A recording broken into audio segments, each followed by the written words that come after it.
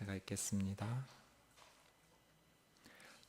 너희는 나의 모든 시험 중에 항상 나와 함께한 자들인즉 내 아버지께서 나라를 내게 맡기신 것 같이 나도 너희에게 맡겨 너희로 내 나라에 있어 내 상에서 먹고 마시며 또는 보좌에 앉아 이스라엘 12지파를 다스리게 하려 하노라. 아멘.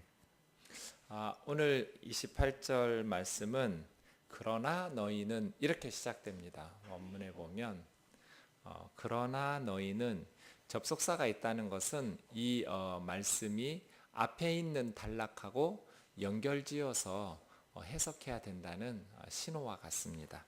그러니까 28절에서 30절까지는 앞에 나와 있는 24절에서부터 27절 말씀하고 연관지어서 함께 묵상해야 됩니다.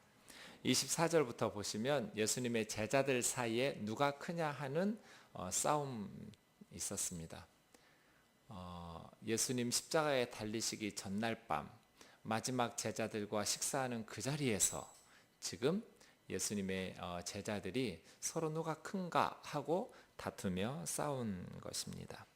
그때 예수님께서 그 제자들의 실망스러운 모습을 보시면서 이방인의 임금들, 세상의 왕들은 주관하고 지배하고 다스리고 그래서 자신의 권력을 드러내고 또 그 집권자들은 은인이라고 이렇게 칭함받기를 그런 말 듣는 것을 즐겨하지만 너희는 그렇게 살아서는 안 된다. 이런 말씀들이 있었던 그 말씀 끝에 오늘 28절 그러나 너희는입니다.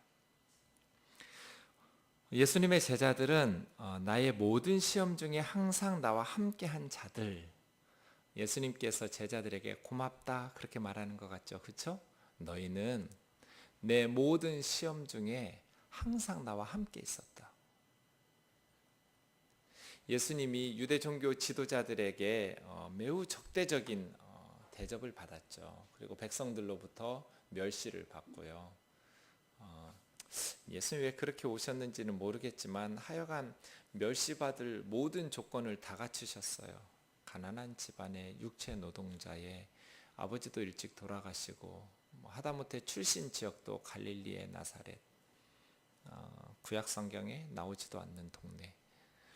그러한 예수님의 그 가난하고 비천한 모습들 또 배우지 못한 그러한 모습들 때문에 유대 종교 지도자들로부터 많은 멸시. 그런데 이것은 예수님을 시험이라고 하셨어요. 그러한 것들 예수님께서 사탄이 그러한 사역 과정 중에 늘 예수님을 시험하게 하신 것이죠.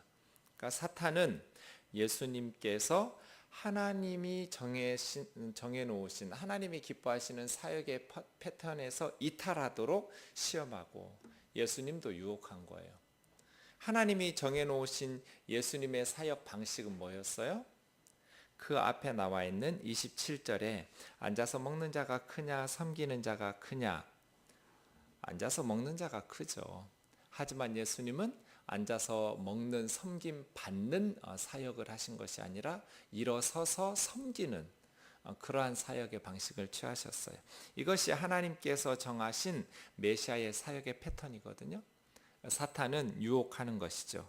그 하나님이 정하신 예수님의 사역의 패턴에서 이탈하도록. 그 방식이 뭐겠어요? 25절이에요. 이방인의 임금들처럼 주관하라. 집권자들처럼 은인이라고 그렇게 칭함받아라. 하지만 예수님은 그렇게 하지 않았다는 거예요. 예수님 작정하신 것이죠. 예수님이 세상에 오실 때 작정하셨어요.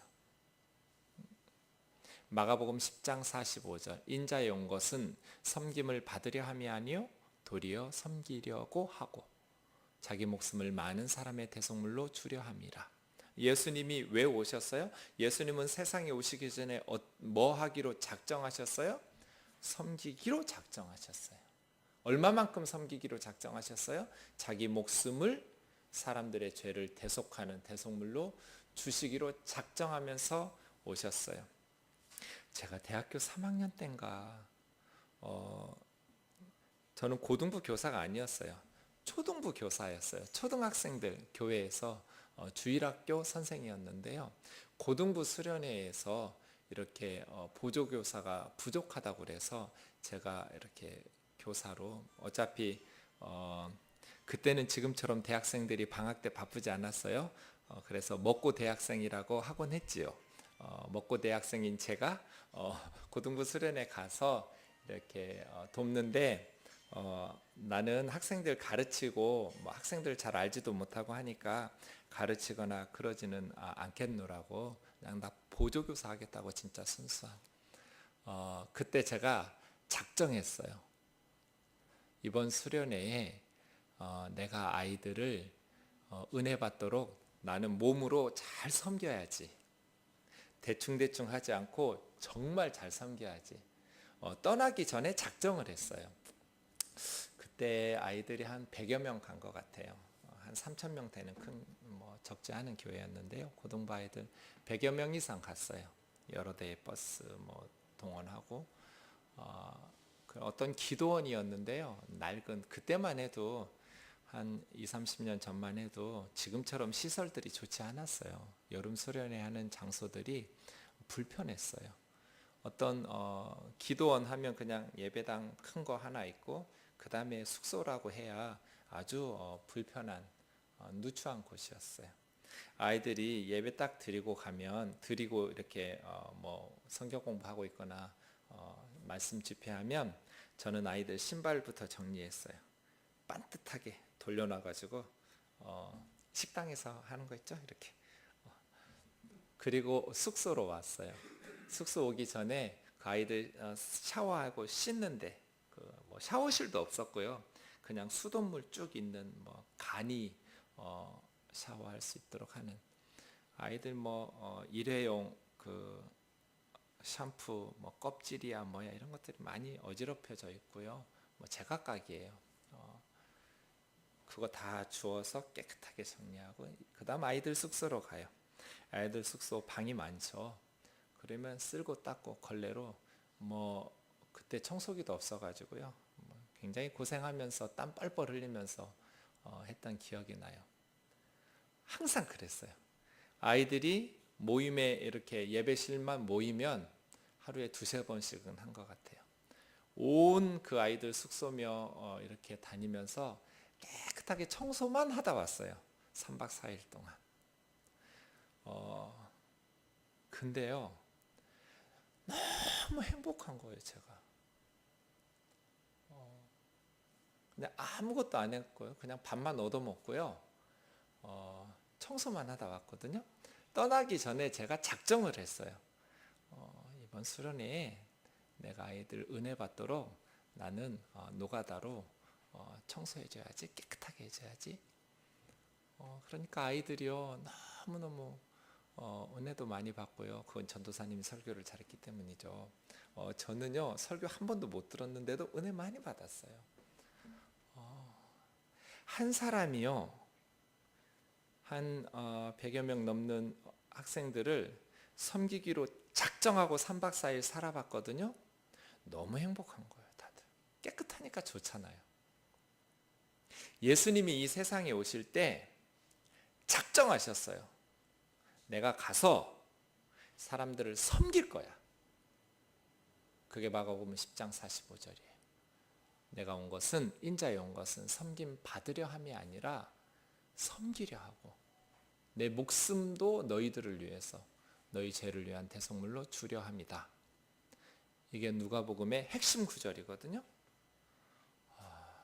한 분 예수님께서 섬기기로 작정하고 세상에 오셔서 섬기시니까 어떤 일이 일어났어요?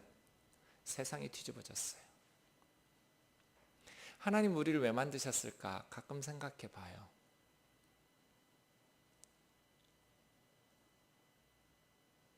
행복 같아요. 부모가 자식에게 제일 원하는 건 행복하게 사는 거잖아요. 부모한테 뭐 잘해달라는 거 바라지 않잖아요. 그냥 우리 아이들이 행복하게 살았으면 좋겠다. 그렇죠? 하나님이 우리가 하나님한테 뭐 좋은 거 자꾸 갖다 바치는 것보다 우리가 행복하게 사는 걸 기뻐하실 거예요. 에덴이라는 에덴 동산 그 이름이 기쁨, 행복 그런 뜻이에요. 인간을 지으시고 하나님이 처음으로 살도록 만들어 놓으신 놓쳤다.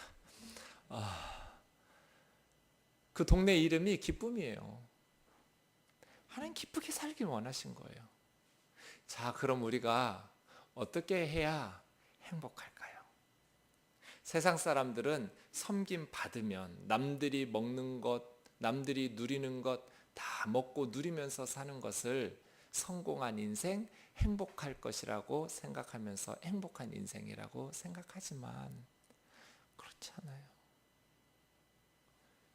다들 경쟁에서 이겨서 남들이 누리지 못하는 것을 섬김 받으려고 하면 이 세상은 지옥이 될 거예요. 그래서 지금 이 세상이 이렇게 고통스러운 거예요. 행복하지 못한 거예요. 과거에 비해서 우리는 얼마나 풍요해요. 그렇죠?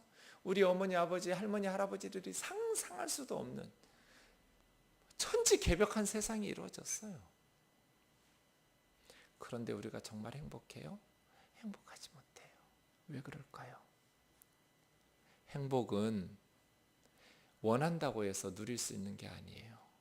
행복은 섬기는 기쁨, 서로가 서로를 섬기는 공동체, 관계의 발전 속에서 행복해요. 여러분 가만히 생각해 보세요. 여러분 마음이 정말 행복한 때는 언제예요? 관계가 좋을 때예요. 가족이 관계가 좋을 때. 업적이 높아져서 무슨 우리 애가 명문대 들어가고 박사 되고 뭐 좋은 직장 얻고 좋죠. 좋은데 그것이 우리를 행복하게 만들어주지 않아요. 행복은 관계에서 와요. 관계의 발전에서 와요. 관계가 발전하려면 섬겨야 돼요. 서로가 섬겨보세요. 예수님처럼. 그러면 행복해질 거예요. 예수님 말씀 듣고 있는 이 12명 교회 지도자들이 될 거잖아요. 초대교회의 기둥이 될 거잖아요. 그러한 예수님의 제자들이 예수님처럼 섬기면 세상은 뒤집어지는 거예요. 그런데 이것이 쉽지 않았을 것 같아요. 왜냐하면 당시에는요, 지도자는 섬김 받는 거거든요. 세상의 임금들 다스리고 지배하고 섬김 받잖아요. 그렇죠? 북한이라는 나라가 어떤 나라예요? 공산주의 혁명을 일으킨 나라예요. 공산주의 혁명의 핵심이 뭐예요? 평등이에요, 평등. 그런데 혁명이 일어나기 전에 북한은 남한과 같이 유교라는 오랜 몇백 년간의 사람들 뇌리 속에 세습되어져 있던, 각인되어 있던 어떤 문화 속에서 혁명이 일어난 거잖아요. 그래서 지금 북한에서 사역하는 선교사님들 말 들어보면 북한에 있는 남자들 절대로 물건 안 든대요. 옛날 우리 조선시대 남자들처럼 여자들이 다 짊어지고요. 여자들을 매우 이렇게 무시하고 깔보고 약간 열등한 존재처럼 대접하고 생각한대요. 지금 보세요. 평등을 위해서 우리 인간답게 모든 사람이 평등하게 대접받는 세상을 위해서 5천만 명 이상 죽이고 공산주의 혁명을 했단 말이에요.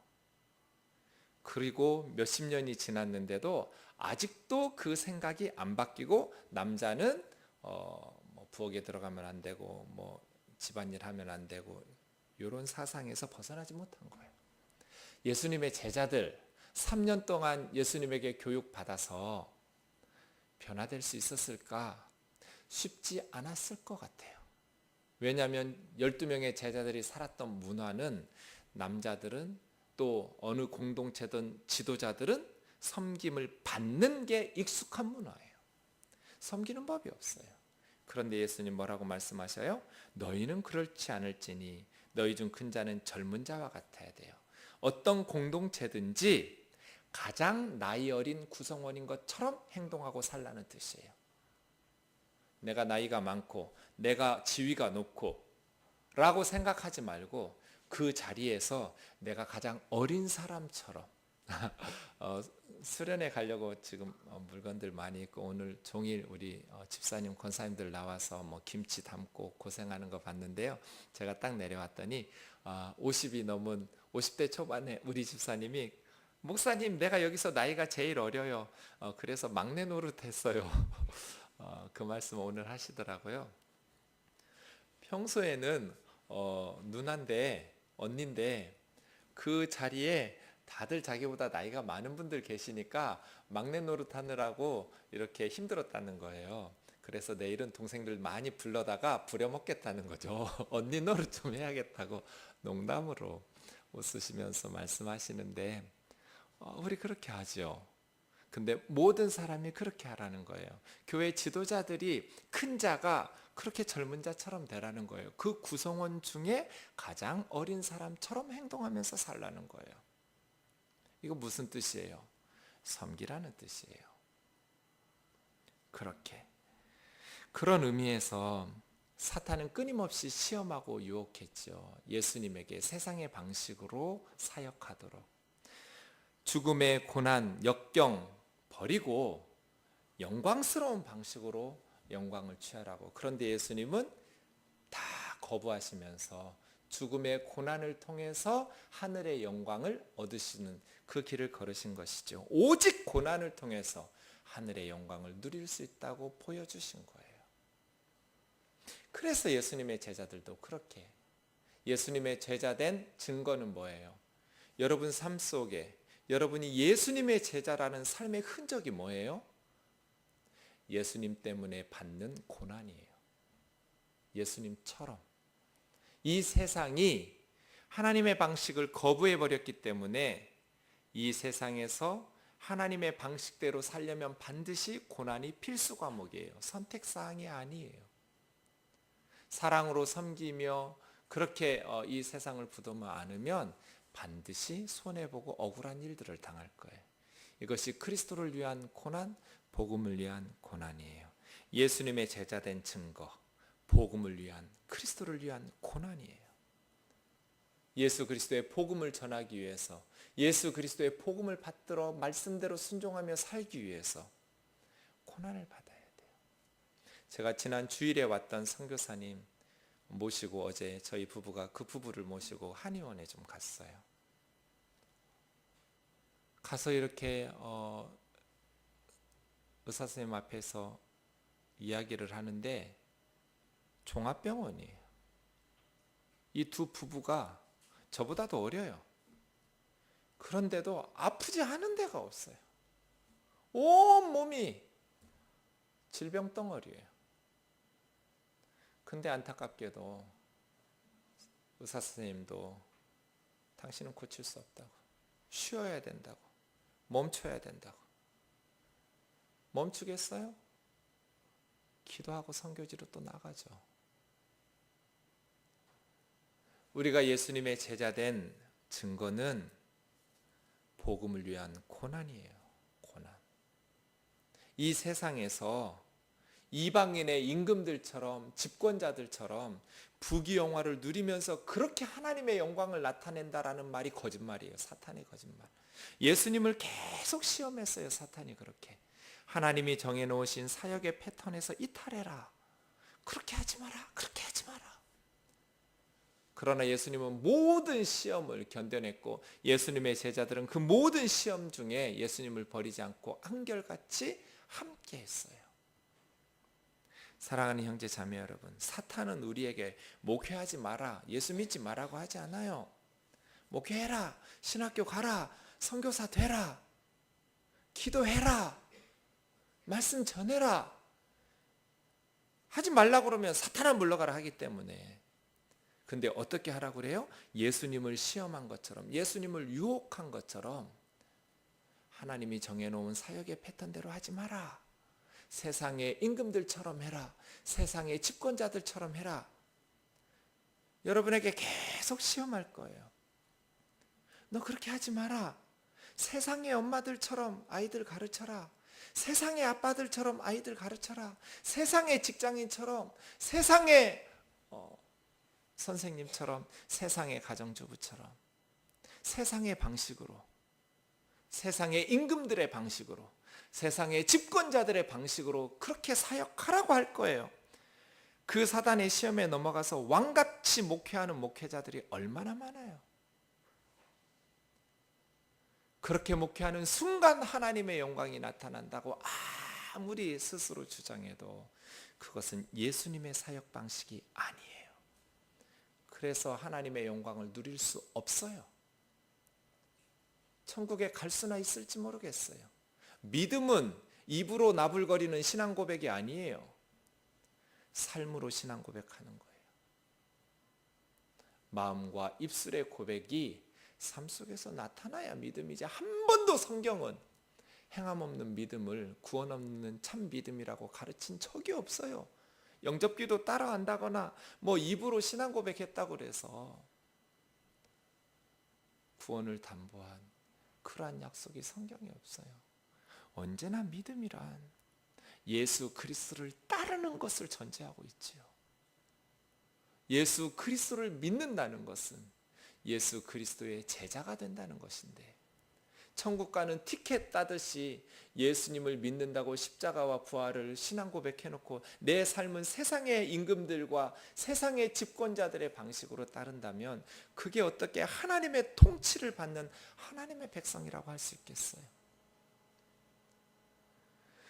이 싸움이 계속된다라는 것을 기억하셔야 돼요. 예수님은 많은 역경들을 감당했어요. 사탄은 끊임없이 유혹하고 시험했지요. 그렇게 하지 마라. 그런데 예수님은 비스듬히 누워서 섬김 받는, 그러한 왕처럼 대접받는 그러한 사역을 하신 적이 없어요. 서서 뛰어다니면서 섬기는 종과 같이 얼마만큼? 자기 목숨을 십자가에 내어주실 만큼 죽기까지 섬기기로 작정하시고 오셔서 그렇게 사역하셨어요. 그래서 예수님의 뒤를 따르는 목회자들과 성도들이 늘어나면 세상은 혁명이 일어날 거예요. 인류의 마지막 혁명은 사랑의 혁명이어야 돼요. 사랑은 모든 것을 변화시켜요. 사랑은 응어리진 마음들을 녹여내요. 망가진 가정들을 회복시키고요. 상처받은 영혼들을 회복시켜요.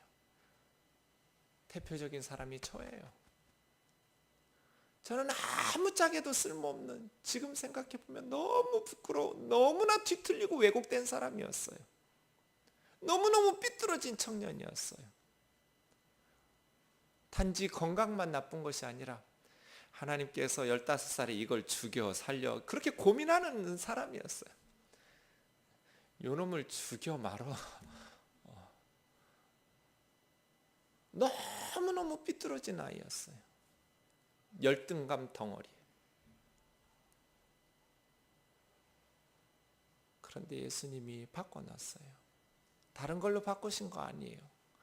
예수님이 저를 사랑하신다고 끊임없이 고백해 주시면서 성경을 읽을 때마다 예수님의 사랑이 나타나요.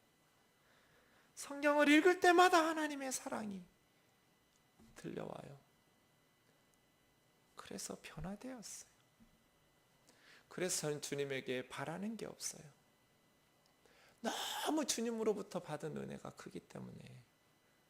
인간 쓰레기였는데, 너무너무 삐뚤어지는 사람이었는데 그나마라도 주님께서 저에게 사랑으로 변화시켜 주셔서 저는 주님으로부터 받은 게 너무 크기 때문에 아무것도 안 주셔도 괜찮아요. 바라는 게 없어요. 더 이상 받은 은혜가 너무 커요. 변화돼요. 언제 변화돼요? 사랑으로 섬길 때. 이것이 가장 무서운 혁명이에요. 저 북한을 어떻게 변화시킬까요? 예수 그리스도의 사랑밖에 없어요. 이건 총칼보다 핵무기보다도 더 무서운 거예요. 예수 그리스도의 십자가의 사랑, 성령님께서 그 십자가의 사랑으로 역사하시는 그 섬김의 역사 가운데의 변화는 누구도 막을 수가 없어요. 사랑하는 형제 자매 여러분, 저와 여러분이 섬기기로 작정하는 예수님의 제자들 되기를 주의 이름으로 축원합니다. 그러면 우리가 가는 곳마다 행복해질 거예요. 그러려면 우리가 마음이 건강해야 돼요. 마음이 건강하지 못하면 섬길 수 없어요. 마음이 예수님의 사랑으로 건강해져야 돼요. 성숙해져야 돼요. 사람을 사랑하고 섬긴다는 건 매우 쉽지 않은 어려운 기술이에요. 운전할 때도 경험을 통해서 습득되는 기술, 능숙함이 있어야 되잖아요. 사랑도 그런 거예요. 머리로 아는 것 아니라 기도 열심히 하면 뭐 생기는 것이 아니라 구체적인 삶의 현장에서 성숙하게 발전시키는 운전 기술 같은 거예요. 지혜가 필요해요. 말과 행실과 생각 속에서. 그래서 그냥 아멘 하고 열심히 기도하고 간구한다고 되는 건 아니고요. 그걸 기초로 해서 예수님처럼 계속해서 사랑하기 위해서 훈련되어져야 돼요. 우리는 따라해 봅시다. 세상에서는 종적 섬김을, 천국에서는 왕적 통치를. 이게 우리 운명이에요. 세상에서는 종적 섬김을, 종과 같이 섬기도록. 천국에서는요, 왕적 통치를. 그게 29절이에요.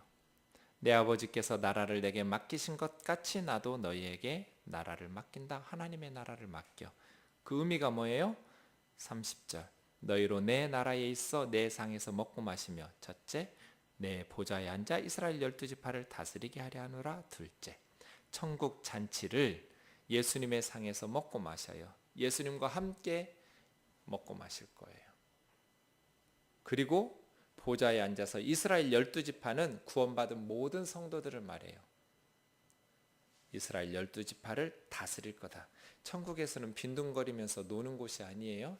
다스리면서 봉사하고 직임을 맡아서 섬기는 곳이에요.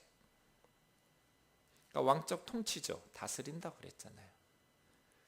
이 땅에서 우리는 예수님처럼 종과 같이 섬기고, 천국에서는 예수님과 함께 왕적인 통치권을 가지고 다스리게 될 것이다. 왕적 통치가 너희를 위해서 예비되어 있음을 기억해라. 그러므로 이 땅에서는 나처럼 섬겨라. 예수님의 가르침이시죠. 저와 여러분이 이렇게 살기를 주의 이름으로 축원합니다. 세상을 거슬러 가야 돼요. 어느 곳에서든지 섬기는 사람이 많으면 그 공동체는 행복해져요. 근데 섬기는 사람은 계속 섬겨야 되고요. 받아먹는 것들은 계속 받아만 먹어요. 죽을 때까지 안 변할 수도 있어요. 참 그러기도 쉽지 않은데요. 그런 분들이 계시더라고요. 어쩔 수 없어요. 그래서 마음이 건강해야 돼요. 그냥 그 사람이 내가 섬기면 저 사람도 섬기는 사람으로 변화되겠지. 대개는 그렇게 되겠죠. 그런데 그 사람 변화되지 않을 수도 있어요. 그냥 우리는 우리 몫을 하는 거예요. 섬김으로써 하나님이 주신 기쁨을 누릴 수 있는 저와 여러분 되기를 주의 이름으로 축원합니다. 우리 찬양합시다. 기도 제목 뒤에 있는데요. 이거 말씀과